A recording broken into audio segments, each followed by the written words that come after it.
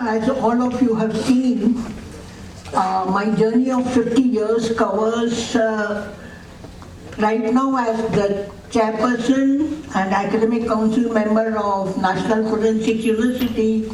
I retired as the director of Directorate of Forensic Science Laboratory of Maharashtra.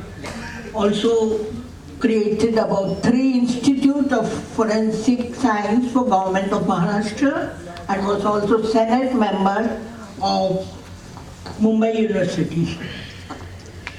So I come from a very middle class where the value of human and duty to the society is valued very high. Our parents always said you should keep these things above yourself. So that is how right from my childhood inclusivity has been very much. When teachers said uniform is for equality, we felt that the children used to see each other's lunchbox rather than eating theirs.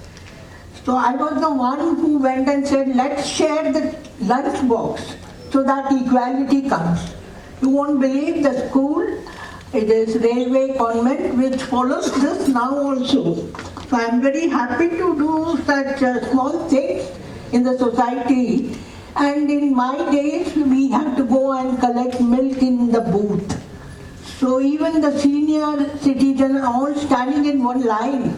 So I went to the milk booth center and said, is there any provision for separate line for the senior citizens so that they are not paid by standing for such a long time? You won't believe, we got the sign and made it possible.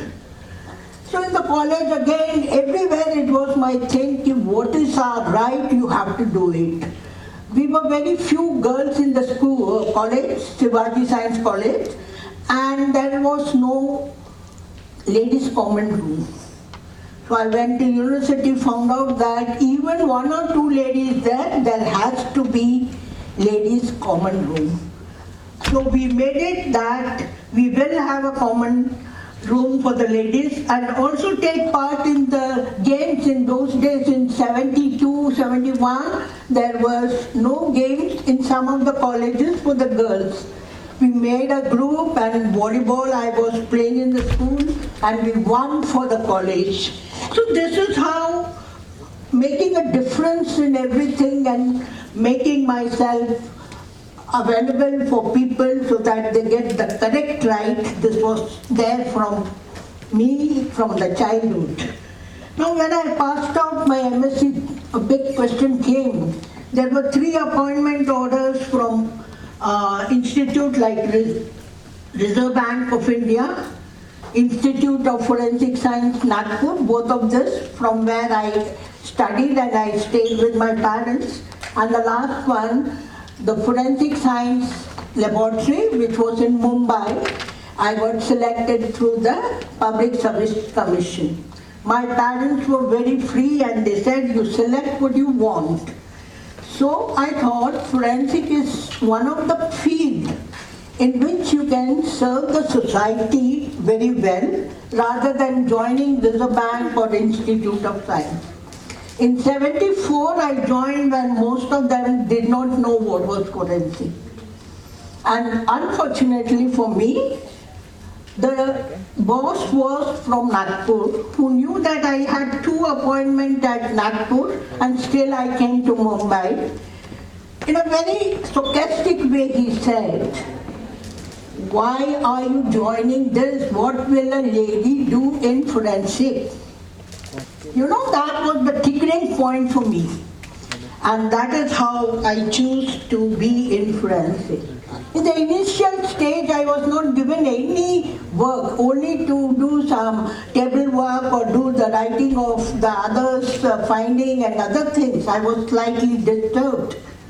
And it so happened in 76, a train fire occurred in Matunga where 48 people were charged to death due to the spill of kerosene in which a bit of half-burnt cigar fell. the authorities were not ready to believe that this could happen. I told my director, we'll do a pilot experiment and show them how this can happen. And we did with one compartment and engine in the breeze how the fire go, and it can happen, that's what solved. We did not stop there. I told my director, why not tell the authority no inflammable should be carried in the public transport. As all of you all know, now it is applicable. So this is how just doing something or making it available and making it possible in the society, that should be the aim. So influencing, that is one very important thing one can do.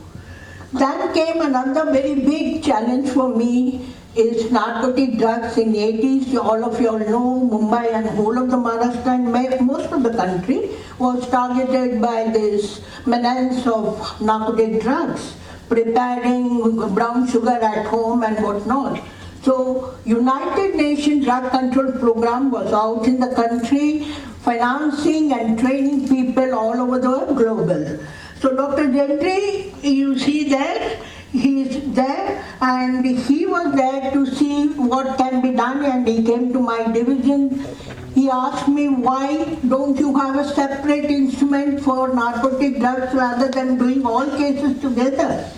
So I just in a very jovial way said, sir, please provide us instrument, we will do only narcotic in that instrument. So when he went to my director's room, he said, she's the real boss, call her. So you won't believe the way I was shivering and going to my director's room and explained what I told. And after that, we got 1 crore rupees instrument, all very important like GCMS, LCMS, and very costly instruments. And that is how in Singapore I was trained for finding out the traces of narcotic drugs in urine and blood. Thereby we could stop the menace of this narcotic drug among the students and the other addicts. So this is one of the cases in which a Nigerian was carrying capsules of cocaine. One of it burst. He swooned at the airport, and within 2 hours we could give the report and the case could go forward. So I'm going to just take you in a trip of the important cases which I have handled. 93 blast. All of you all know in 12 places in Mumbai there was attack. And RDX was used, about 20 kg of RDX with cut iron into it. Those are the one you can say this was one unexploded scooter, so that is how we could come to know there were 200 cut cast iron which acted as an missile, and that is how the damage was very heavy. In this particular case, we did completely the analysis and the report tallied with the Interpol. So that is how Harman Baweja, being interested, now he is going to prepare a biopic. The script is ready and the shooting will be started mostly next month only. Whom do you feel the heroine should be? Vidya Balan or Kareena Kapoor? I told him, let us see. So you all can see the picture very soon. So this is again the train blast. If you are acquainted with the Mumbai blast, about 7 first class was bombarded with RDX because they were short of RDX, petroleum product, nitrate. You can see all of us are on the spot to collect the sample and give the analysis fast so that the culprit can be booked easily. So this is 2611, all of you all know, the biggest ever done, and in this we worked so hard. The death was about 174, 300 people. Here the digital device played a very important, the CCTV and the voice analysis and the GPS concluded it was across the country, and all these whatever evidences we gave, it stood at the international platform, and that is how we could prove the case very strongly only by the forensic analysis. This is Telgi case again. You all have heard of it. It is for 3 years a person was printing fake stamp paper and stamps because he bought the printing machine in a second hand and got the paper and all this coloring. So when it came to Mumbai laboratory, we did extensive analysis and 13 features were found, and Supreme Court said all the cases over India should be directed to Mumbai laboratory. In this case, there was no sale of stamp paper for 3 years from government, but the court was getting. And the actual income he could get is some 30,000 in those crores in those days. So we did this, we did the narco analysis on him, we did the lie detector and the brain mapping. That is how this whole case is done. You all know 2003 scam is there. Tushar Hiranandani's done it. Have you all seen it? How many of you all have seen it?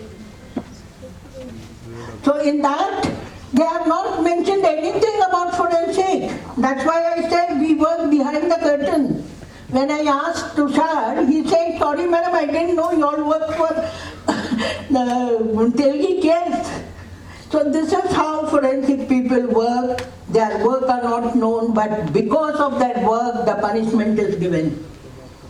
Now this again, in Pune, Germany, German bakery, all of you all have heard.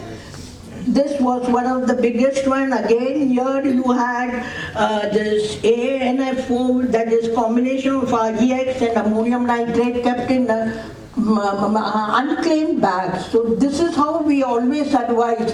Don't touch an unclaimed bag or a vehicle if it is lying. You should immediately go and report to the investigating people or police.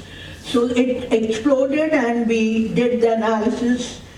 This is again a very old case, but very famous, Pune Abhyankar Joshi case. I think some of the older people will remember, the younger may not remember.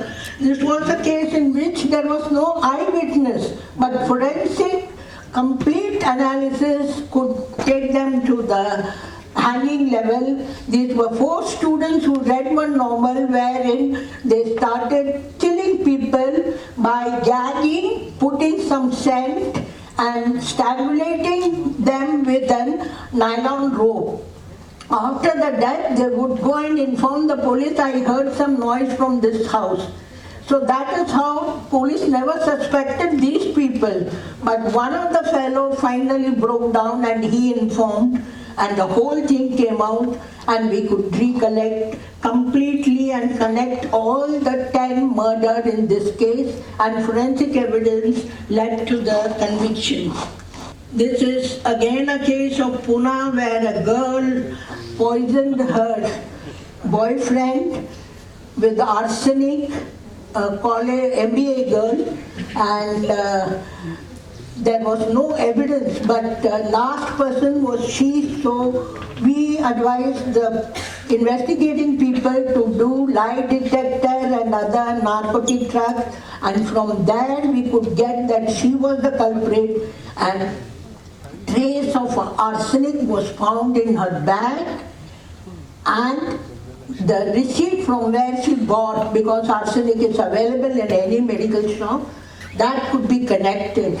This is a very important case because all the psychological tests like lie detector, narco analysis, brain mapping was taken by the court, and 10-page order has been come, judgment, in which this was mentioned. So we have DNA. How many of you all have heard of DNA? All of you know your DNA is very unique. So DNA is something which comes from the biological mother, and it can really prove the identity. It can give very good conclusive results in case. Alec Jeffrey is the father of forensic DNA. He visited our laboratory. He was happy with our this thing. So I will show you what are the articles which we can do: DNA, blood, semen, vaginal fluid, saliva, bone marrow, tissue, teeth, amniotic fluid, hair roots. So some of the cases which we did. This was an Excelite case where you see the hanky was lying. So now actually they tie and the spit was there. From the spit, we took out DNA and we could identify the culprit. And the court said it's a landmark report. So this is how I'm just going to show you some of the very important cases. One of the Neta who refused to identify his biological son, though it was not through marriage, had to because of the DNA. You know, US biggest person also denied a rape case, but finally had to say yes to it because of DNA. So DNA, it can be one of the tools. In absence of any eyewitness also, one can do a lot of cases. Now I'll take you around some document examination cases. Now 80 rupees can be made this and you can encash that much. So many such cases come to us, and you know the banker is not expected to do an examination when he takes the check. He just passes and the amount is taken off. So now coming to some of the important cases of this thing, Cyber One. This is a Cosmosis Bank where proxy system was done, and within 2 hours 94 crores were drawn.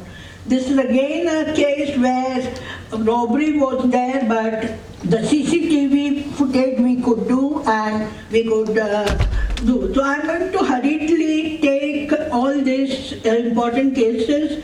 Then again in the court, we could, the form of criminal justice system, we pleaded for the money and we got it. This is Justice Malimat who is dead. So that is how this complete 6 laboratories were at par with international, train the police, the judges, so that they get complete input of ourselves. These are the institute which I am now there, Helictus. So I'll just show you the picture because already the time is over. So these are like now I'm into the academics, giving advice and being an advisory board for most of the teaching institute. Thank you for listening. Thank you.